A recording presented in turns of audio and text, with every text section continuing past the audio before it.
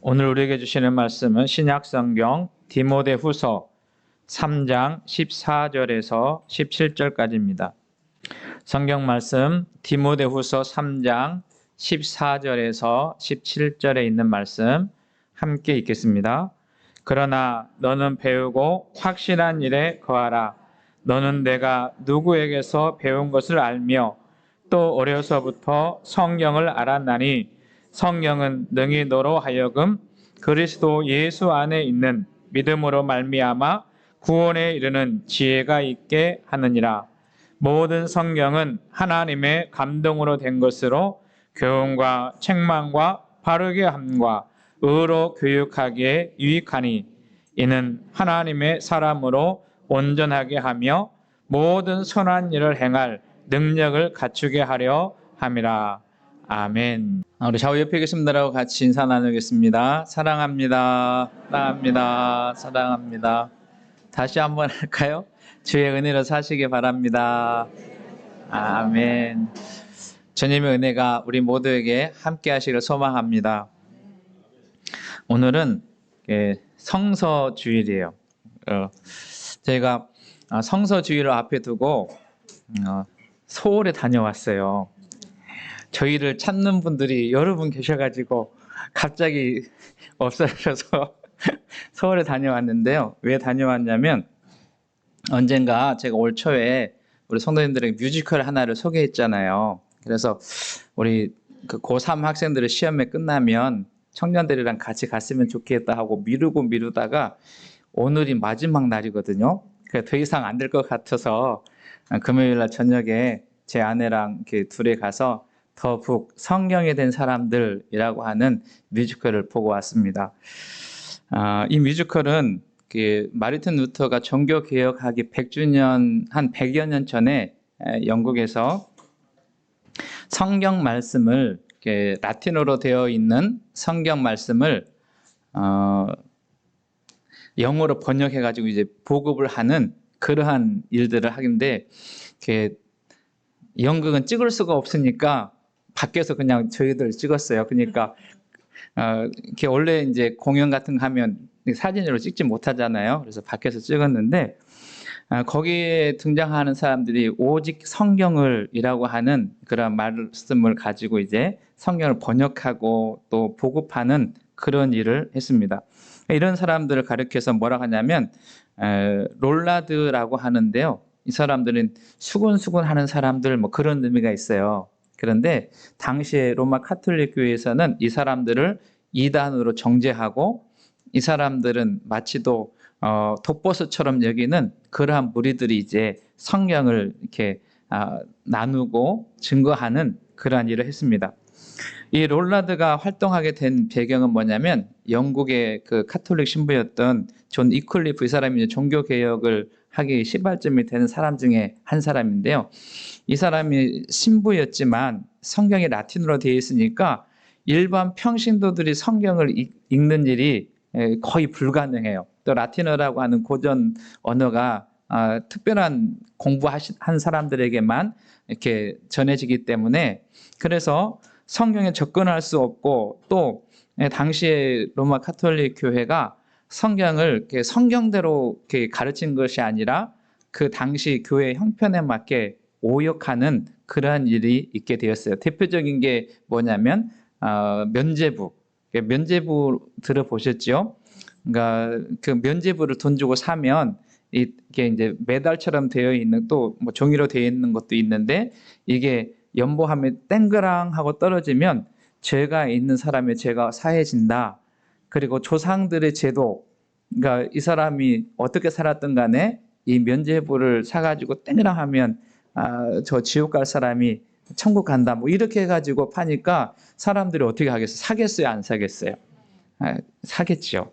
그래서 이제 문제가 생긴 것 또 하나는 무슨 일이냐면 구원은 믿음으로 받지만 이 당시에 또 그 믿음보다는 뭐가 앞장서게 되면 행함을 앞세우는 그러한 일들이 있게 돼. 그러니까 그 삶을 돌이켜 보면 우리도 마찬가지지만 우리가 늘 거룩하고 깨끗하고 정결한 삶을 살지 못하지 않습니까? 그러니까 이게 이제 우리를 괴롭게 하고 힘들게 하는데, 이 두 가지 대표적인 것으로 이 뮤지컬에서 이게 전개해 나가는 그러한 이야기가 있습니다.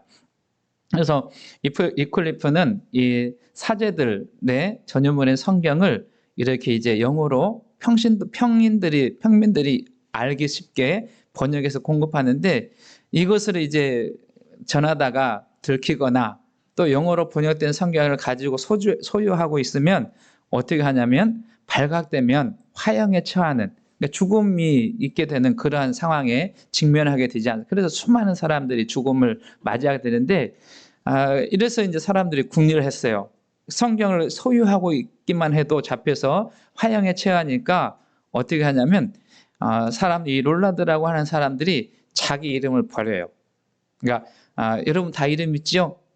자기 이름을 버리고 어떤 사람은 나는 요한복음, 어떤 사람은 나는 마태복음, 어떤 사람은 나는 로마서.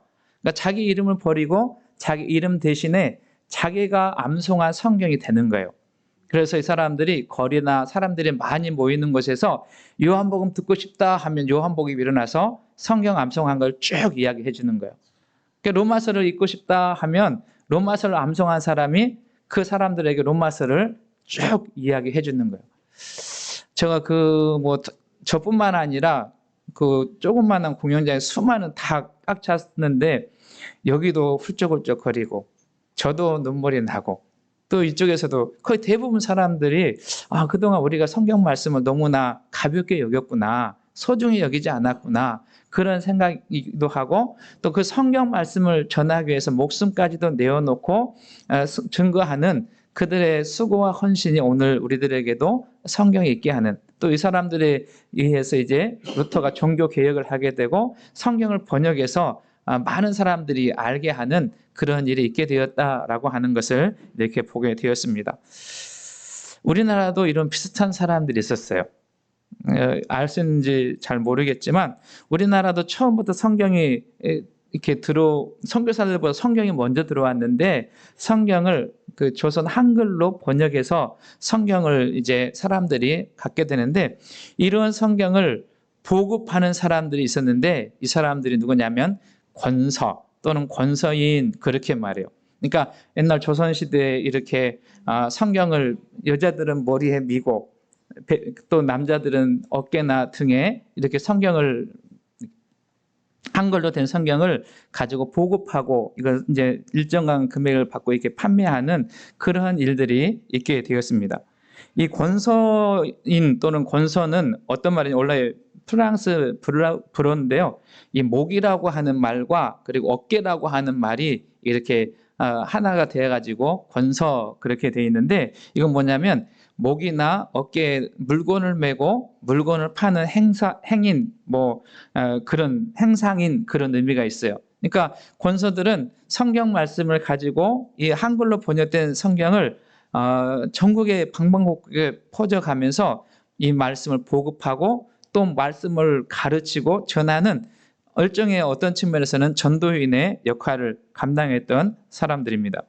이 권서들은 당시에 유교나 불교에 또 만연해 있고 또 우상이 가득했던 이 땅 방방곡곡에 찾아가면서 하나님의 말씀을 전하고 성경을 보급하는 그런 일이 있어요. 그런데 성경을 살 수 있는 여건이 없는 가난한 사람들은 뭐냐면 계란 하나, 달걀 하나의 성경을 주고 또 무 하나의 성경을 주고 하나님의 말씀을 전하고 가르치는, 그러니까 돈을 버는 것보다는 하나님의 말씀을 더 많이 확장시키는 일에 이 사람들이 쓰임받게 됐어요. 기록에 의하면 이 권서인들은 당시 사람들로부터 서양 귀신에 들린 사람들이라고 해서 사람들에게 돌팔매질을 맞기도 하고, 그래서 피가 흐르기도 하고, 또 산속에 가다가 산적들을 만나서 생명의 위협을 만나기도 하고, 시골 장터에서 많은 사람들에게 몰매를 맞기도 한 그런 사람. 또 어떤 권서들은 당시에 일제가 다스렸을 때 그 일본 순사들에 잡혀가지고 독립군이다라고 하는 오해를 받게 되고 감옥에 갇히고 고문을 당하는, 실제로 김창모라고 하는 권사는, 그 권서는 일본 순사에 의해서 독살을 당하기도 하는 그런 기록이 있었어요. 윤석현이라고 하는 권서는 이 사람이 시장에서 이제 성경을 이렇게 보급하는데 깡패들이 찾아와 가지고 더러운 예수쟁이 꺼져라 하면서 옷을 벗기고 칼을 들고 죽이려고 했어요. 그러니까 이 유석현이라고 하는 사람이 뭐라고 말했냐면, 나는 당신들을 두려워하지 않습니다. 내가 살아있는 한 나는 또 올 것입니다. 만일 당신들이 나를 죽이면 다른 권서들이 와서 성경 말씀을 나누어 줄 것입니다. 이렇게 이야기했다는 거예요. 그러니까 어떤 측면에서 이 권서들은 자기의 생명을 내놓고 생명의 말씀인 하나님의 말씀을 보급하는 일에 귀하게 아름답게 쓰임받게 되었다라는 거예요.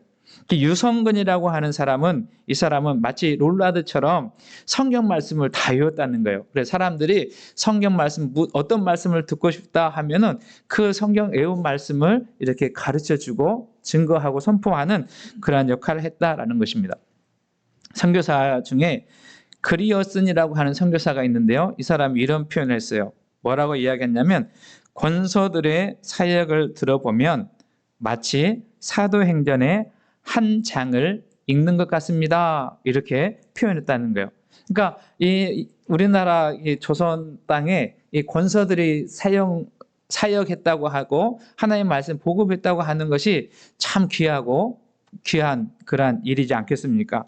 그런 측면에서 오늘날 우리가 성경을 가지고 있다는 거, 여러분 얼마나 복된 일이겠어요. 저는 우리 교회 속해 있는 성도님을 모르긴 몰라도 집에 가면 작은 성경부터 큰 성경까지 아마 4-5권은 다 집에 있을 거예요.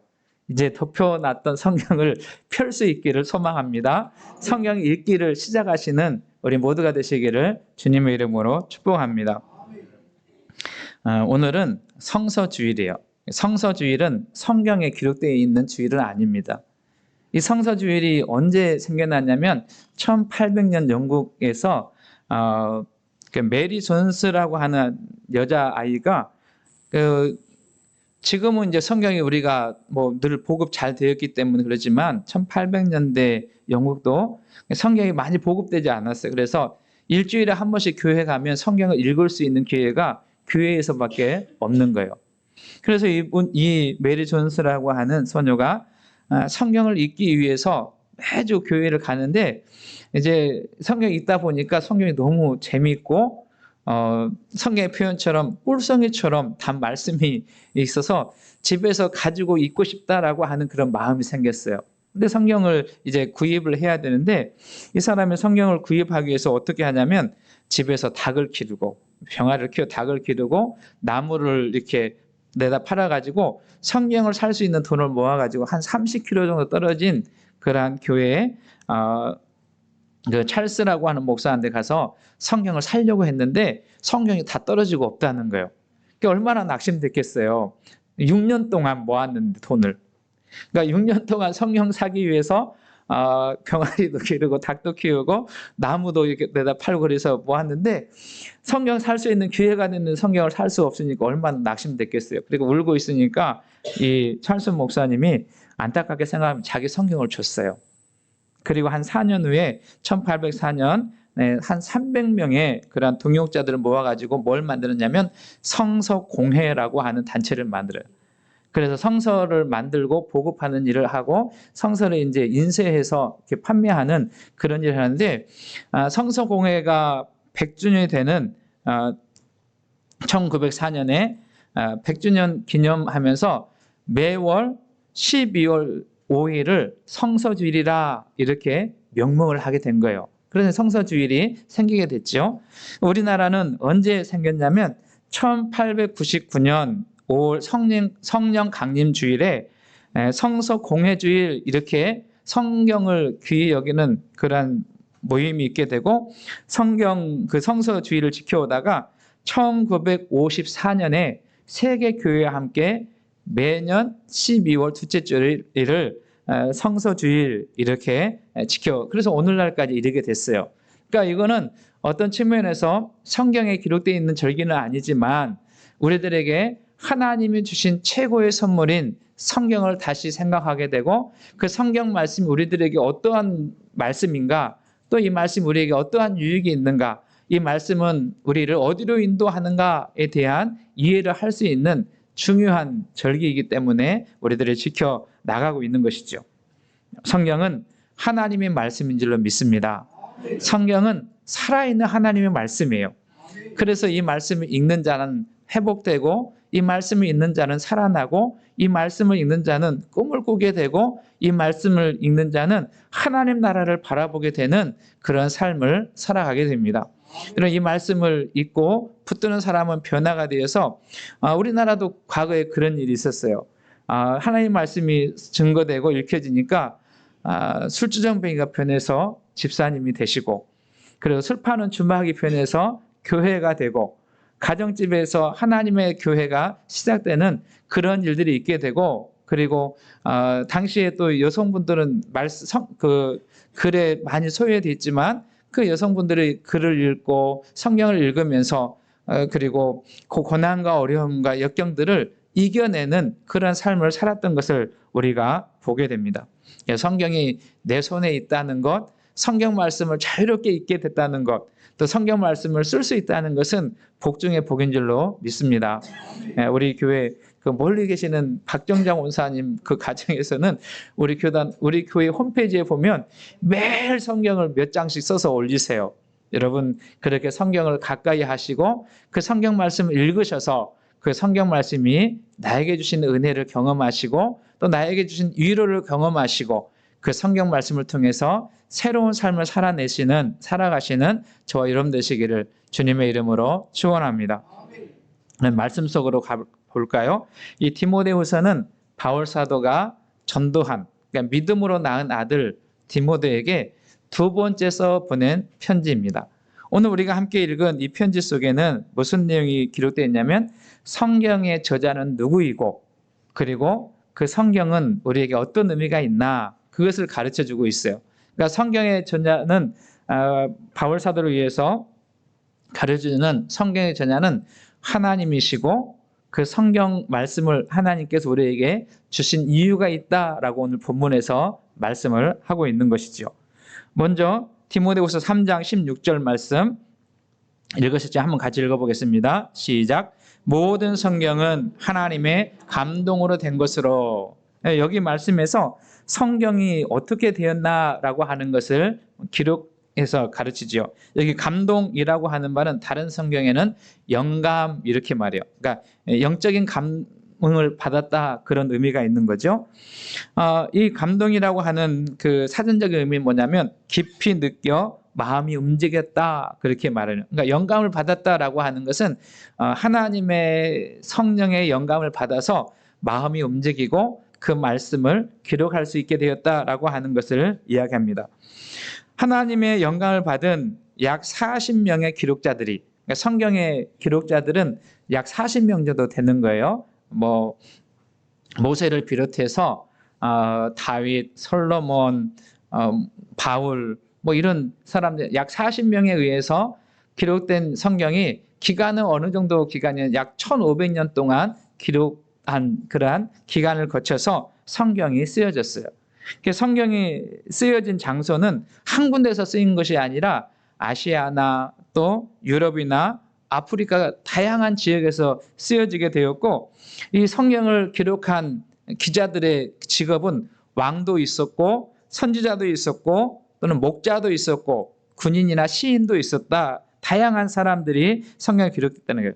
그런데 아주 중요한 것은 뭐냐면 약 40명의 기록자에 의해서 1500년 동안 긴 기간 동안 다양한 지역에서 다양한 직업을 가진 사람들이 성경을 기록했는데 이 성경이 하나로 통일성을 가지고 있다, 이렇게 평가를 하는 거예요. 무슨 이야기냐면 하나의 교리, 하나의 신앙의 법칙, 그리고 하나님의 구원의 계획, 그 하나님의 역사하신 일들이 성경에 통일성 있게 기록되어져 있다라고 학자들이 평가합니다. 왜 그럴까요? 그 이유는 하나님의 영감을 받아서, 하나님의 영이신 성령의 감동을 받아서 기록했기 때문에 이 성경 기록이 하나로 연결되고 있는 거예요. 이 성경의 주제 중에 핵심 주제는 뭐냐면 예수 그리스도. 그러니까 예수님에 대한 기록을 하고 있는데 오신 예수님, 오셔서 예수님 무엇을 하셨는가, 그리고 그 예수님이 어떻게 오실 것인가에 대한 기록을 성경이 하고 있다라고 성경학자들은 이야기합니다. 그래서 이 성경을 우리가 읽게 되고 가까이 하게 되는데 성경에서 반드시 우리가 누구를 만나야 되냐면 메시아이신 예수님을 만나야 되는 거예요. 우리가 속해 있는 모든 성도님들이 성경을 읽으면서 우리의 구원자이신 예수 그리스도를 만남으로 행복한 삶을 살아가는 은혜가 있기를 주에는 축원합니다. 이 성경은 단순한 기록물이나 소설이나 위인 전기가 아니에요.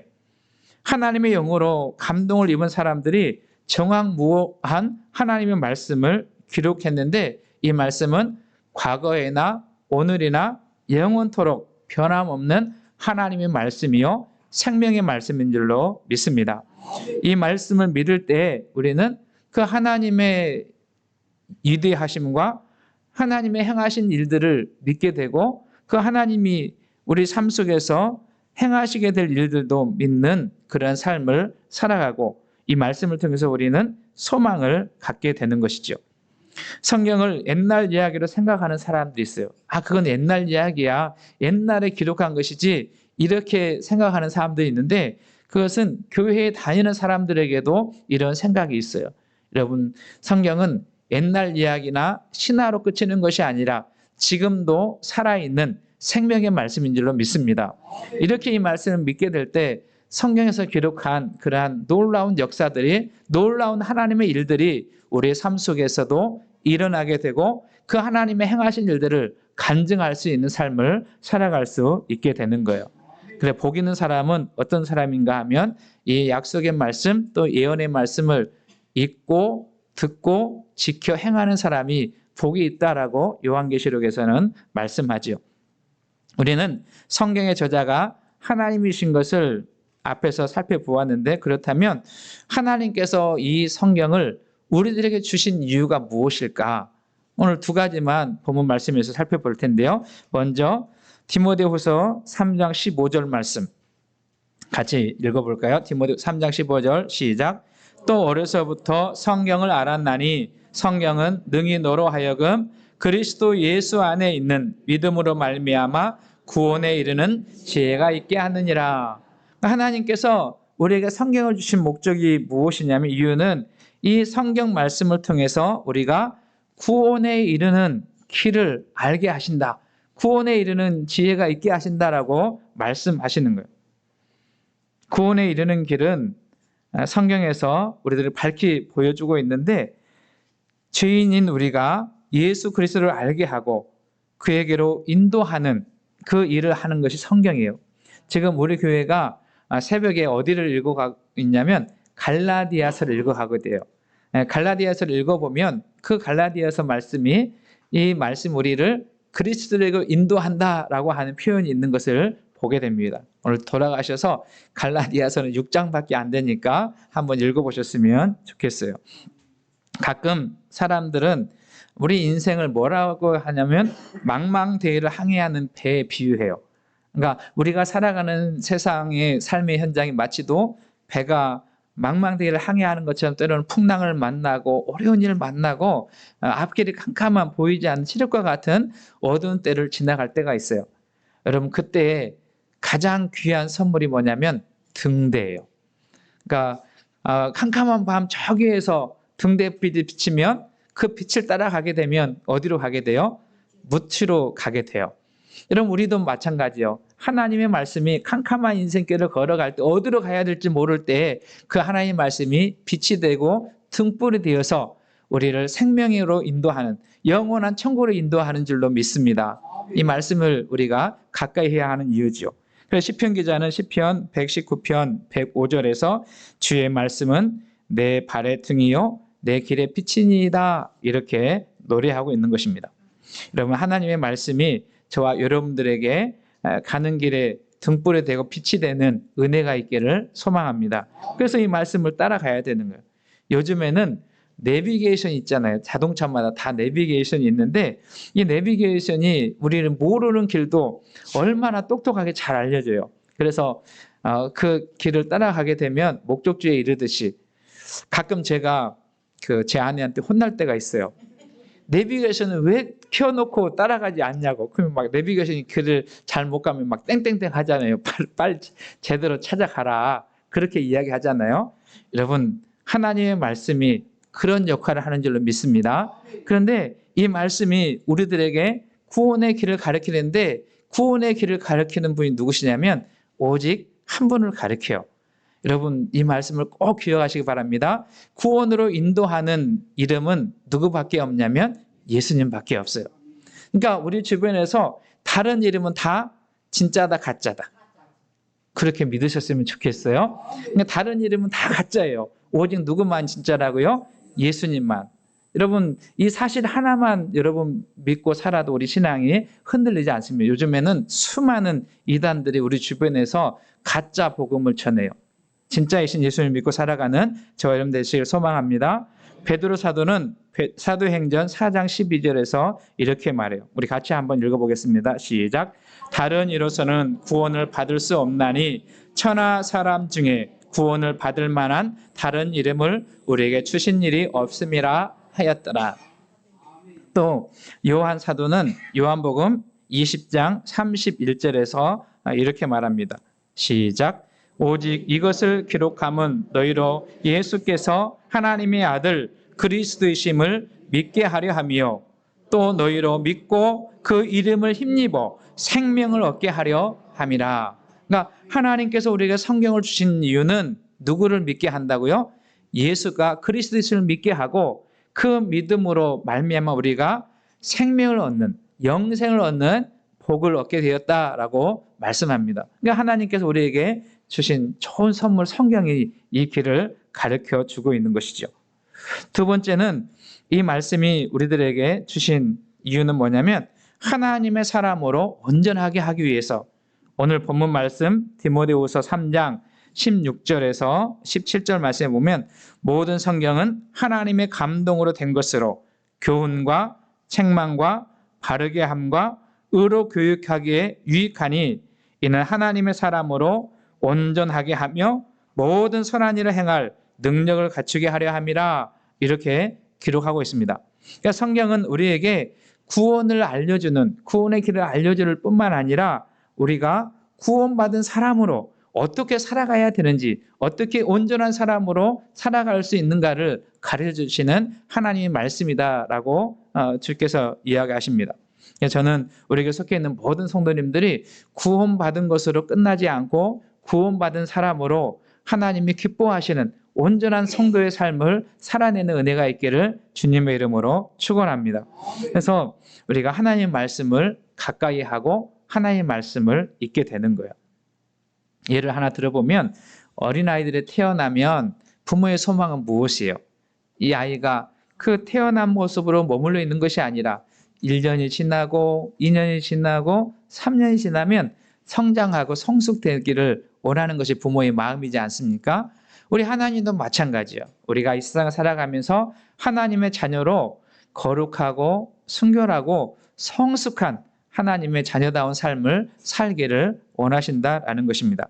그래서 우리가 이 하나님 말씀을 가까이 하고 이 하나님 말씀을 읽고 하나님 말씀 붙들고 살아가게 되면 우리의 삶이 하나님의 자녀다운 온전한 삶으로 열매 맺어지는 삶이 되는 거죠.